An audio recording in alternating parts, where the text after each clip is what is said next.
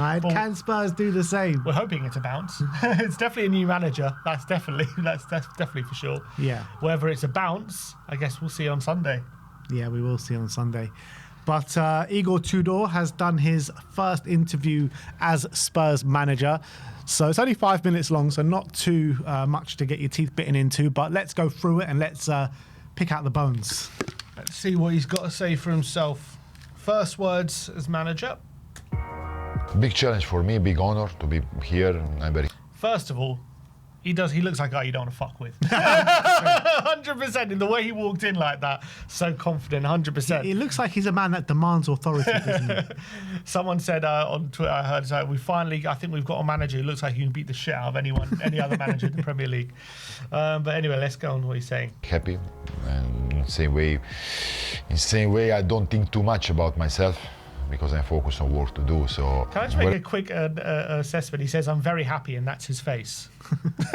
He doesn't look to like. Some people just don't like to give away their emotions. The body language is saying something very different to what his words are saying. But anyway. In the same way, I don't think too much about myself, because I'm focused on work to do. So wherever you go, it's always about your relation with the players, with the team, with the town. There are a lot of similarity, even if this is like an NBA of the European football. This is the best of the best, so it's a privilege to be here. First priority is to give everything the team needs in these moments. The team need, I believe, first of all, to get some confidence, to get some courage, but also in the same way the concrete things in the pitch. Of course, I'm coming here knowing that situation is not easy. There is no time to find excuses. What I said from the first day here. Each of us, each of players need to give something more, something extra, because the position of the club in this moment is not that anybody can accept. Every fan of Tottenham cannot accept the situation. We are aware of that, but it's not enough to just be aware of that. I like to be positive. I like to. For that, first of all, yeah, just quickly on that. I like that I like the juxtaposition of like what he's saying here, compared to like what Frank has been saying over the last few weeks. Oh, there's improvements. Oh, we've been playing great. Look at the last 5 performances. There's been improvements there. The last 10 performances, there's like been consistent performances. I like that he's just laying out there. This is an acceptable position. We're aware of it. It's not just good enough to be aware of it. Like, he knows why he's been brought in, essentially. But I appreciate he's not coming in kind of saying. He's kind of just saying it how it is. Yeah, but the thing is, it's easy for him to say that because he's new in the camp, and Thomas Frank's there trying to like fight for his job in every press conference, and he needs to kind of put out that kind of, all right, we're improving, don't worry guys, stick by me, you know what I mean? That's what Frank's thing was. Yeah, I know, but it just felt like we were being gaslit for the for the last few months. Like, he was kind of, no, we've never had 2 bad performances in a row. Yeah. We've look at these last 10 performances. There's been good stuff we can take away from all of them, and all this kind of stuff, although we're losing every game. So I think it's important for him to acknowledge that straight out of the bat. This situation is unacceptable for a team like Tottenham. And like, whereas you got Frank saying, remember, we finished 17th last season, implying anything above that is an improvement, even though we don't expect to be in the situation where we are now. Whereas he's come in with this message. I appreciate that. But I think like there's no other message that he could have come in with. Let's be real. He's been brought in to save the club from relegation. True. That's what he's been brought in to do. So what else can he say apart from, I'm here to give confidence, to give a bit of freedom. And I like that, because he needs to give the confidence to the players, and that's the main thing that we need right now. Because if these players have confidence, we know that we can beat anyone on our day. Also, his deep voice compared to like Frank's like squeaky voice. I think it just commands respect. Anyway, I like that deep voice. It's not enough to just be aware of that. I like to be positive. I like to play offensive football. Of course, that's my first goal I have, that I like to score the goal, but in the same way, for sure, need to give organization in defense. Okay, give the clear structure of the what you want to play. The situation is not easy because, as you know better than me, we have a lot of injury players, so we need first to find the best system, the suit for the players that are available in this moment. So or very particular. How many managers are going to come in here that say they like playing attacking football, that are going to play attacking football? Mourinho said it, Frank said it, now Tudor's saying it. I don't know about Tudor, but the other two just didn't. Yeah, they've all said it. Frank, Mourinho, Conte, they all said they'd love to come in, play beautiful, aggressive, positive attacking football, and they never really showed that on the pitch. The only one who said he was going to do it and did it was Ange, but in recent times that is. But I'm pretty sure even Nuno, we were saying, oh, look at his time at Valencia, he played attacking football there, and it never quite happened. But I think it gives an indication of how he wants to play. When he said he has to always caveat what he's saying of, I want to play attacking football, but I also want structured defence and a defence that what did he say? He wanted a well-organised defence. So that kind of the fact that he's caveating it implies that he is maybe a bit more, can be a bit more conservative at times. I think that he's going to say that. That's similar to what Frank was saying. He wants to play aggressive, attacking. He didn't even. What really got me with Frank's press conferences? He doesn't understand the term front-footed. He always says he didn't understand the term free-flowing. He always said free-floating. Yeah, I know. That always got me, man. Like, it's free-flowing football, not free-floating. He doesn't even know the word. Don't mind trying to implement it. But he always spoke about attacking football, but then the players and clean sheet mentality. That's the thing, clean sheet mentality. It's like there's no clean sheet mentality if you want to play really attacking football. Well, yeah. I mean, in theory, hopefully, like what we did, for example, on the pitch, you're so attacking that you kind of suffocate the opposition, and that leads to so little attacks you can keep a clean sheet. That's what you want. But I don't mind, obviously, having a mentality of you want to keep a clean sheet, but not at the expense of how you want to attack. And that was the issue under Frank. It seemed as though that was at the forefront because we were so poor defensively over the last couple of years.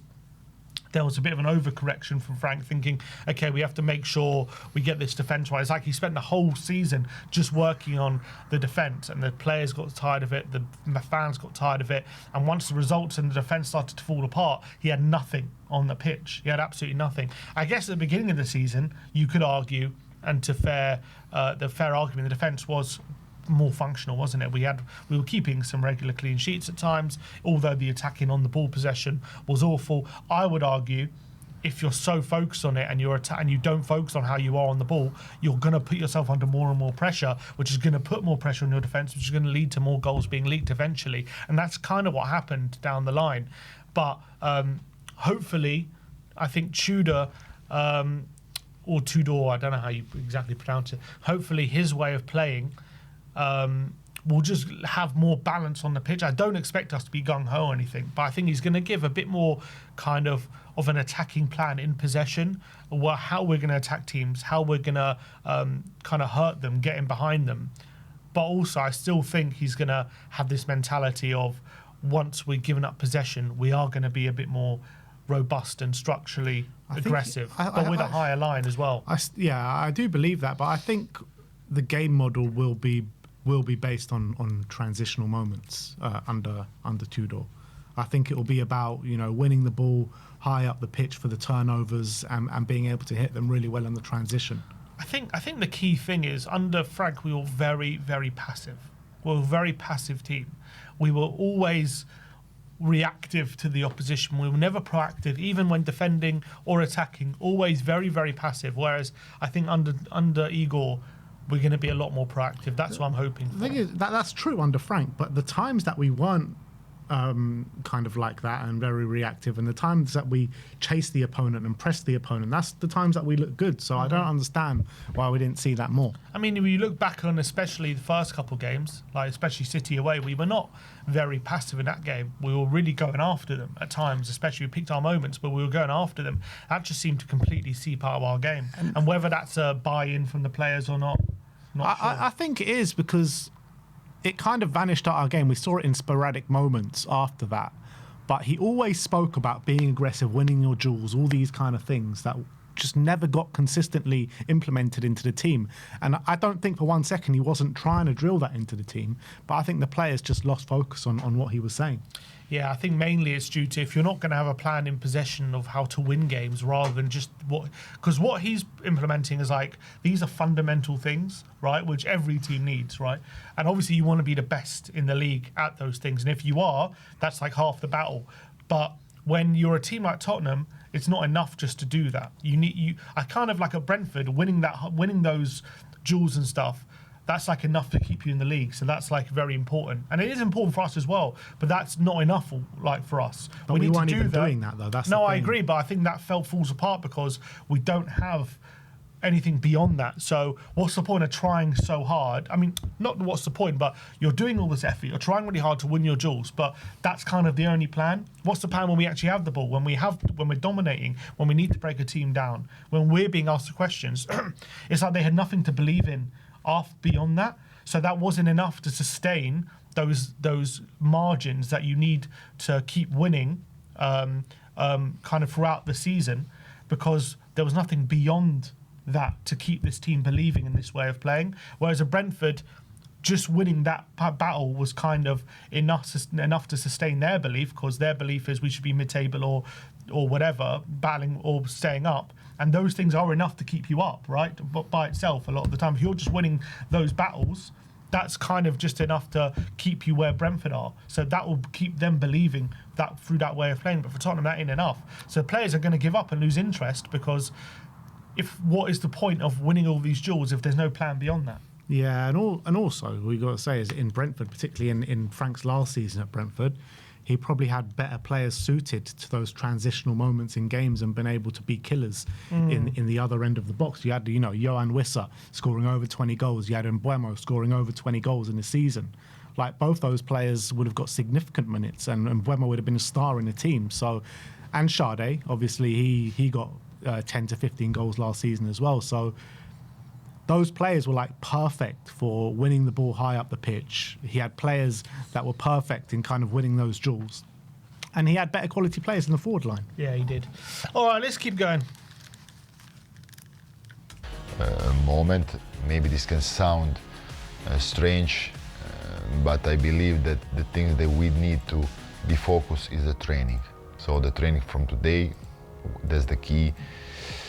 Because I always like to say that the Sunday and the game is a consequence of the training, so this need to be focused. The coach need to show the path, where is the way we want to go, how we want to go, and the players need to accept this. And together, we in this way preparing during the week is the best thing for the Sunday.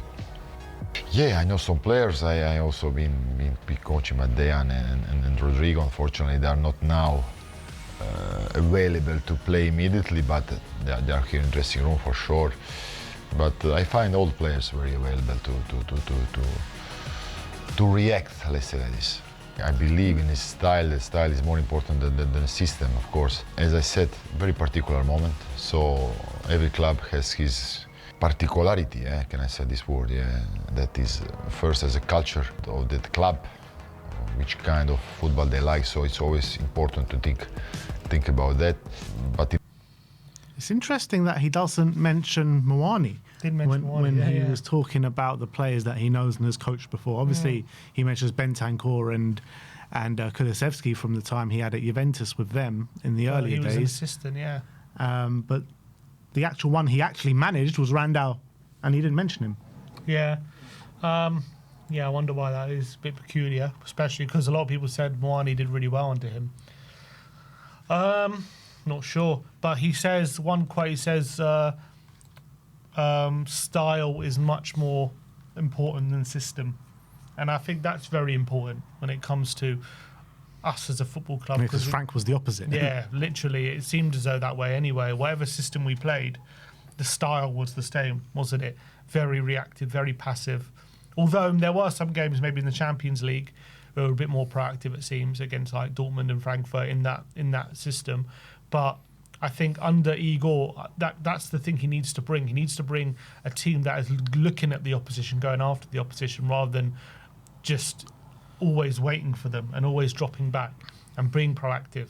And I think that is very, very important. He says that the style is much more important. He's talking about what the club want to see, the culture of the club, and all this kind of stuff. So I really hope he takes all of that on board. But obviously, I also feel like managers obviously always say this when they first take over, then they always revert to what they know and what works for them, because that's what got them in that situation. So as much as I do think a lot of managers come with the best intentions, when it comes to what they need to do for them to get results, they revert back to what they've done in their career. I feel that always happens. The reality is, I don't think at this stage any of this matters, to be honest. I don't think style matters. I don't think system matters. I don't think any of this matters. All he needs to do is win some football matches. You know, no matter how he wins them, just win them. Yeah. And I completely agree. As much as the main reason or big reason of why Frank didn't work was, you know, the dire football and stuff like that, I think what's really cost him, obviously, is we're hurtling towards his relegation battle. We can't afford to go down. I think that's the main thing. And he's lost the buy-in from the players. So it doesn't matter what kind of football Tudor plays at this moment. I think everyone just wants results and wants points on the board. Look, I know it's old cliche, you know, results given business and all that kind of stuff. And, you know, you win, you kind of keep your job or you lose your job by the results. You live and die by the results in this industry. And no matter what style of football, like if we were playing Frank's football, this terrible aesthetically looking football, and we're getting results consistently, we were battling for Champions League, you know, there's going to be people that don't care about it. You know, I probably wouldn't have cared. I would have said, you know, this guy's doing a decent job. Look at the results he's getting. You might have been like, you know, he's getting the results, fair play, but I just can't watch his football anymore. You know what I mean? So everyone has their different opinion, but at the end of the day, if you're playing well, if you're playing shit, if you're not getting the results, that's all that's going to matter is the results. I agree, but I would also kind of argue the reason, a part of the reason he wasn't getting the results is because the players didn't buy into this. Yeah, way 100%. Play, and so that's that fair. feeds into each other. Yeah. But I think Igor's the kind of guy, it seems like much more of a motivator. He's not going to take any shit. This guy looks like he commands kind of respect. He's got a long career of playing at the top level as well. So it's going to be very interesting to see how the players react to him. But also I feel like the players must understand the situation we're in. And as much as, you know, they didn't buy into Frank, I'm sure they want to turn this situation around. I don't think they want to just not play for any manager. I think they're wanting to find something to believe in or a man to believe in. I think they'll buy into him. Surely no player wants on their CV they were part of the Tottenham team that got relegated. Yeah, you know what I mean? It's crazy. As much as I know there are some fans have called in saying these players don't care if we go down, they'll get a move and all this kind of stuff. I don't think they want this on their CV for sure. They don't want a relegation, and it won't help them. It won't help anything, in my opinion. I don't think it's a good situation for anyone. Yeah. All right, let's keep going.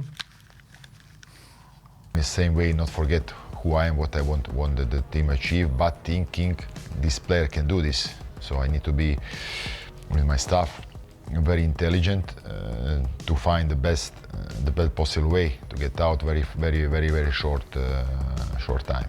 He says, actually, as well, we didn't talk about it, he says we need to find the best system for the players available. Now, we know he's used to playing a 3-4-2-1.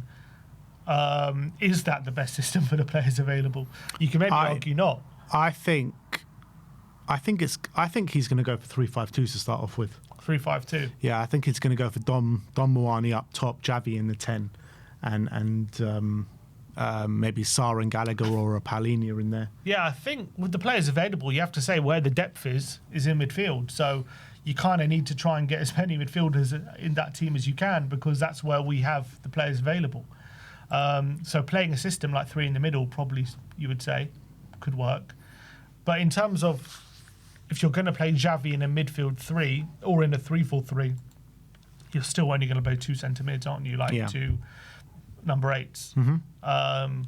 So it doesn't really make too much difference unless he plays one of the midfielders at wing back, and I reckon he's going to look at that. But I wonder if he looks at the current situation with the no fit centre backs, only Dragusin and Van de Ven, and does he think, actually, I'm going to go with a back 4? I don't think so. Or does he go back 3? I don't think so, because you got Dragusin and Van de Ven, you got Palhinha, who's stepped in and been very good there this season, which you will know. So yeah, I do think he's going to go with the 3 at the back. But also, you kind of got 2 problems. First, we've got no fit centre backs, and as well, you don't really have fit natural wing backs, depending on how fit Porro is. We don't really have 2. Like Udogie's injured, Sousa's not really. I don't know how good he is. So we don't really have two natural wing backs either. Well, yeah, I mean, look, the prognosis from Porro is that they're earmarking the North London derby return. So if he's back for the Arsenal game, then we do have two wing backs. I also don't know if Spence at wing back on the left is a great situation, to be honest. But also, if Porro's, I would be worried about putting him in for the North London derby. If obviously we want him to be fit for it, and he might be available. But is it another situation like we just had with Spence, like being rushed back, and he wasn't fully on it? But we don't know. Obviously, we'll have to make that Depends judgment. when he actually comes back to training. That's when it comes, because it was a hamstring injury, wasn't it? So if you rush him back, then it's very much at risk of doing it again. Yeah, there's little clips, but I didn't see him there. But obviously, we'll have to wait to see training when it comes out. But yeah, my point being, you kind of have a double whammy in that system when it comes to no fit centre backs, and also you got problems at wing back as well. So, is it the best system for what we've got available? I think there are definitely cases to say no, but could he also make it? Could he make it work? He probably could if he kind of shoehorns a midfielder out wide. If he gets Paulinho at centre back, he could make it work. But I definitely think there's a conversation to be had right now for the Arsenal game in terms of what's available. Is 3-4-2-1 the best formation for it? I don't know. But if that's what he knows, maybe that's the best way to go anyway.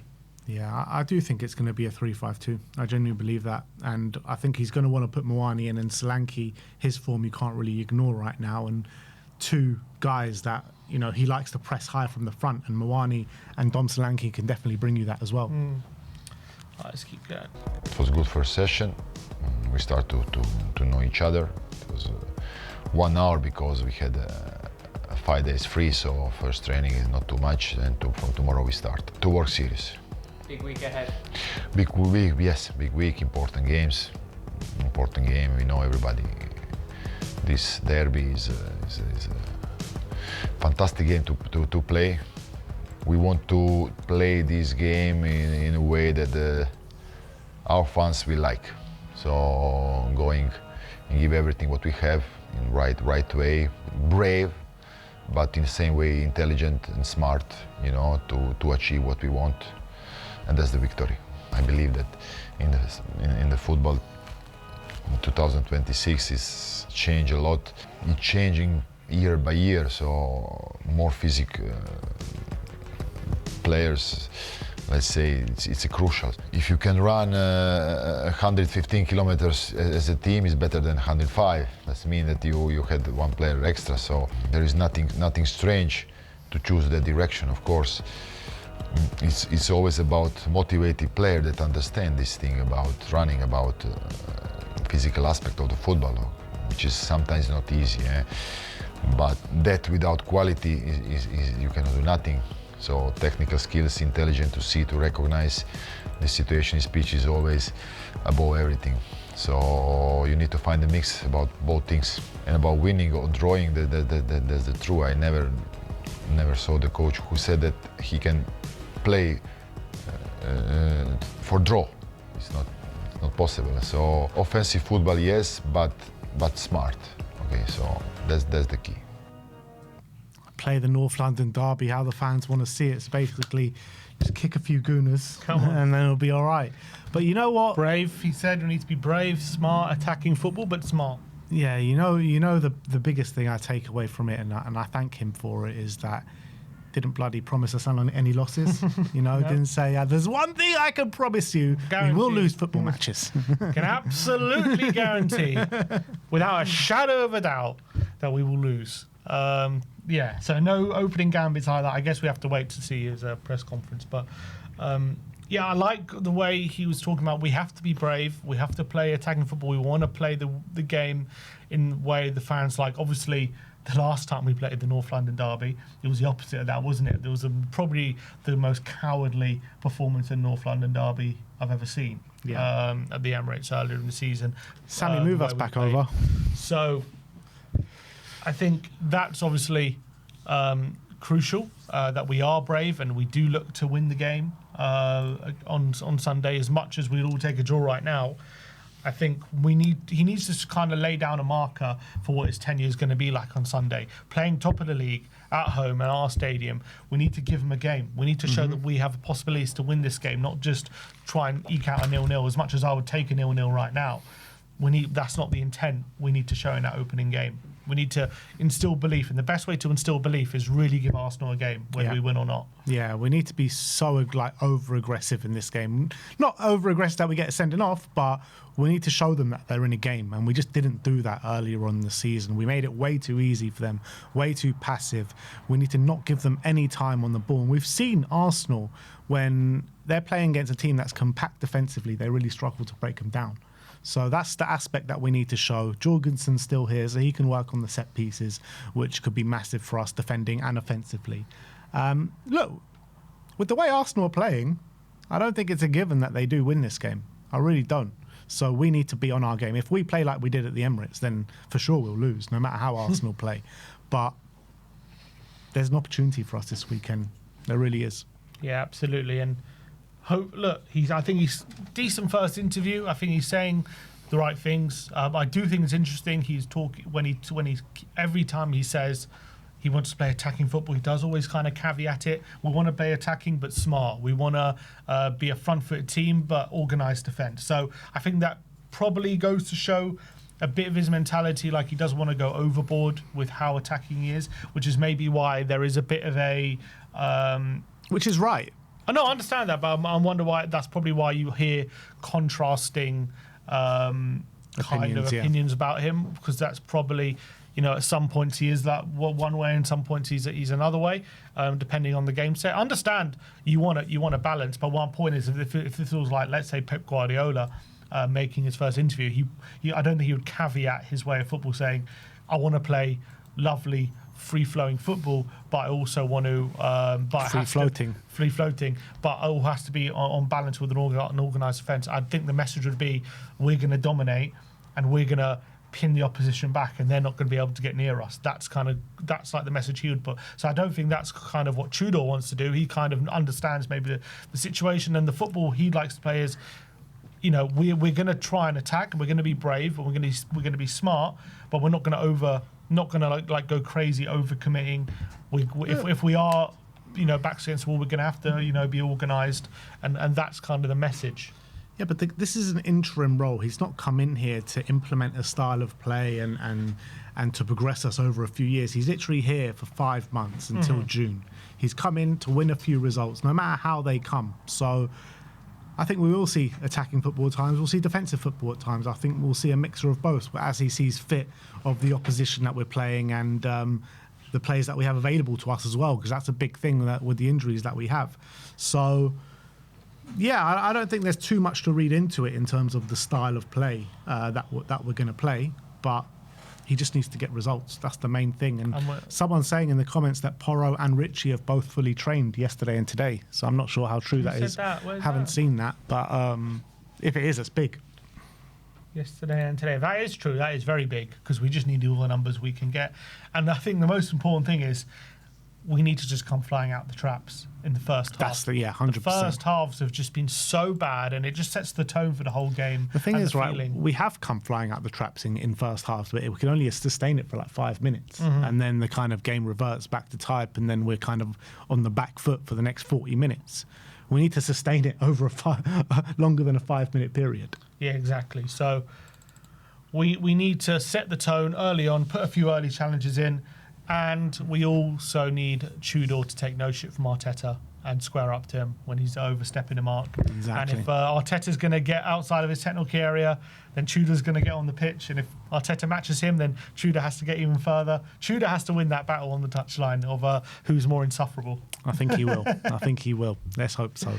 But look, good first interview. Actually believed what he was saying. I think he speaks well. Good English as well for a Croat and guy that spent a lot of time in Italy.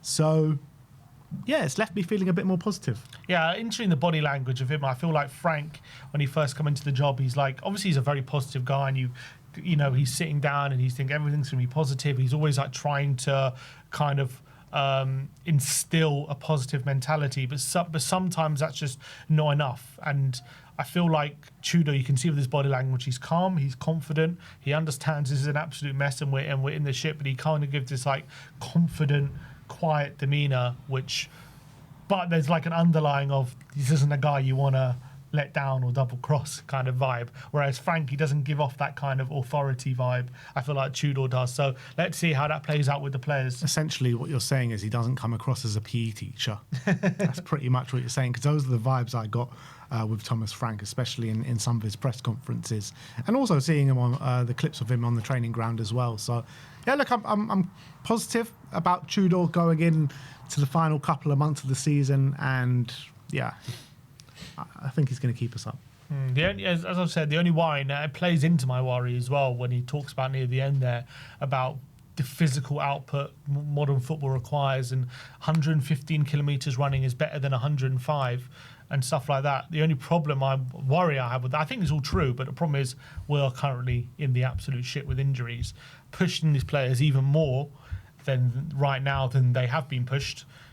Is that going to cause more injuries with the players that we currently have?